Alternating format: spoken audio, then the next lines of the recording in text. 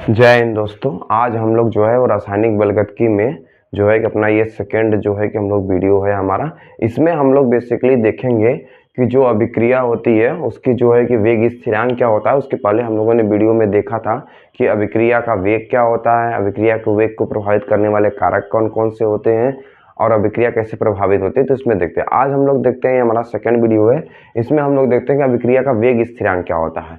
ठीक है, class 12 UP board का ये सिलेबस है।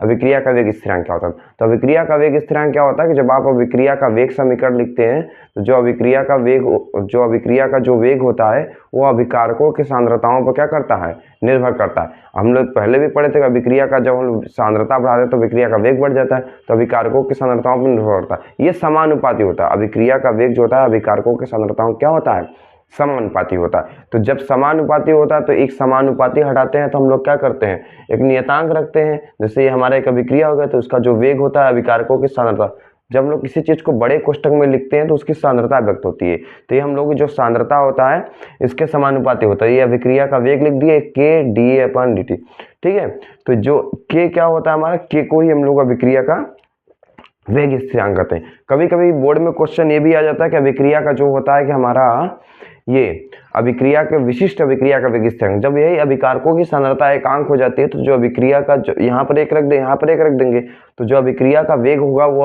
अभिक्रिया के वेग स्थिरांक के क्या होगा, बराबर होगा। तो उस कंडीशन में जो वेग स्थिरांक होता है उसको हम लोग वेग स्थिरांक न बोल करके अभिक्रिया के विशिष्ट अभिक्रिया का वेग स्थिरांक कहते हैं। अब इसी कड़ी में हम लोग आगे बढ़ते हुए हम लोग नेक्स्ट हेडिंग जो पढ़ेंगे उसे हम लोग बोलते हैं अभिक्रिया की कोटि। अभिक्रिया की कोटि क्या होती है, बेसिकली बताना हो कैसे ज्ञात करेंगे कौन सी अभिक्रिया किस कोटि की होती है, तो इसके लिए हम लोग आज पढ़ते हैं अभिक्रिया कोटि।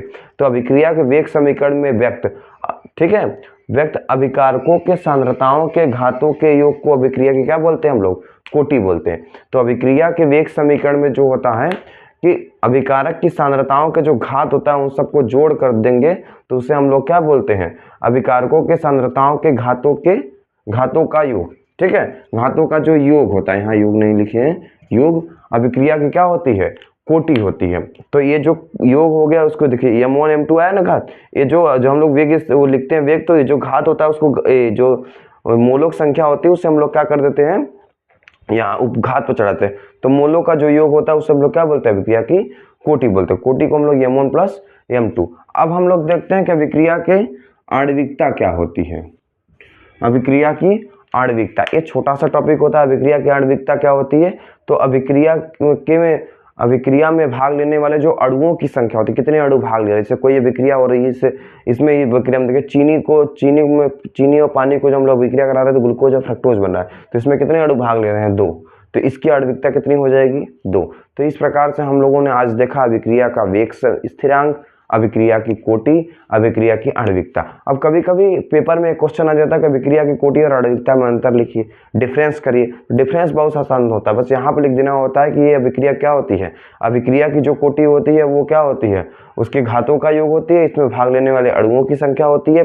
और ये जो कोटि होती है इसको हम लोग क्या करते हैं, प्रयोगों द्वारा ज्ञात करते हैं। अभिक्रिया की आणविकता क्रिया विधि द्वारा ज्ञात की जाती है। ठीक है, और अभिक्रिया की कोटि अब हम लोग पढ़ेंगे। ये कोटि जो होती है वो 0 भी हो सकती है, लेकिन आणविकता कभी 0 नहीं हो सकती, क्योंकि कोटि हो सकता है दोनों वेग भाग ले रहे हैं लेकिन निर्भर नहीं कर रहे, तो कोटि 0 हो सकती है, आणविकता 0 नहीं हो सकती है। तो ये 2-3 डिफरेंस है जो कि होता है बहुत महत्वपूर्ण, कई बार ये परीक्षा में क्वेश्चन आया हुआ है। तो ये बहुत इजिली से हम लोग इसको कर लेंगे और ये बहुत आसान होता है। Thank you so much.